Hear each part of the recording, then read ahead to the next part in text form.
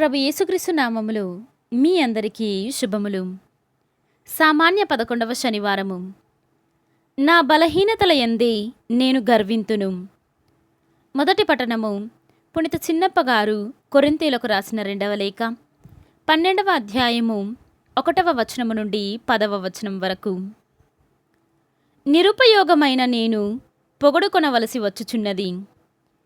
ప్రభువు దర్శనములను గూర్చి ప్రత్యక్షమగుటను గూర్చి నేను ఇప్పుడు చెప్పుదును. క్రీస్తు నందున్న ఒక వ్యక్తి నాకు తెలియను.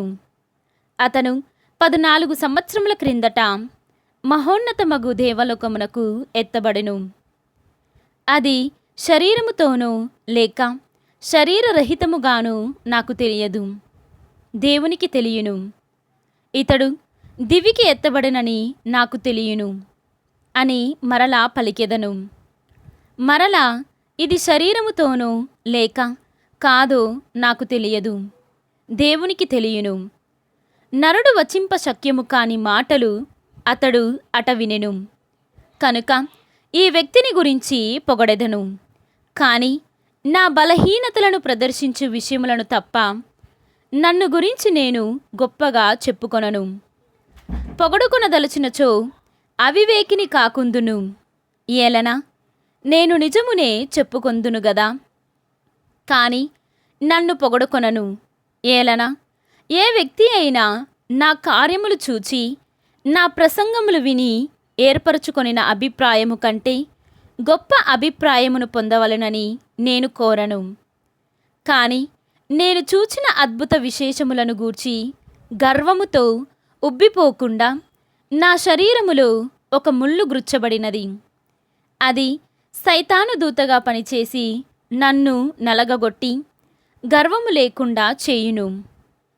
దీనిని గూర్చి 3 మారులు ప్రభువునకు మనవి చేసి తిని దానిని తొలగింపవలేనని ప్రార్థించి తిని, అందుకు నా కృప నీకు చాలు, బలహీనత యందు నా శక్తి పరిపూర్ణమగుచున్నది అని ఆయన నాతో చెప్పెను. కాక క్రీస్తు శక్తి నా మీద నిలిచియుండు నిమిత్తము విశేషముగా నా బలహీనతల యందే నేను గర్వింతును. క్రీస్తు కొరకైన బలహీనతలు, అవమానములు, కష్టములు, హింసలు, బాధలు నాకు తృప్తినే కలిగించును. ఏలన నేను ఎప్పుడు బలహీనుడనో అప్పుడే బలవంతుడను. ఇది ప్రభువాక్కు. సర్వేశ్వరునికి వందనములు. భక్తి కీర్తన. ప్రభువు ఎంత మంచివాడు, పరిశీలించి చూడుడు. ఈనాటి సువిశేషము పునీత మత్తయ్య గారు వ్రాసిన సువిశేషము 6వ అధ్యాయము 24వ వచనము నుండి 34వ వచనము వరకు. ఏ వ్యక్తి 2 యజమానులను సేవింపజాలడు. ఇద్దరిలో అతడు ఒకనిని ద్వేషించును, మరి ఒకనిని ప్రేమించును. ఒకనిని నమ్ముకొని మరి ఒకనిని తృణీకరించును. కనుక నీవు ఎన్నడును దైవమును ధనమును సేవింపజాలవు. కావున వినుడు. ఏమి తినేదమా, ఏమి త్రాగెదమా, ఏమి ధరించెదమా అని మీ ప్రాణములను గురించి వెతచందకుడు. మీ ప్రాణము ఆహారము కంటే, మీ దేహము వస్త్రముల కంటే విలువైనవి కావా? ఆకాశమున సంచరించు పక్షులను తిలకింపుడు.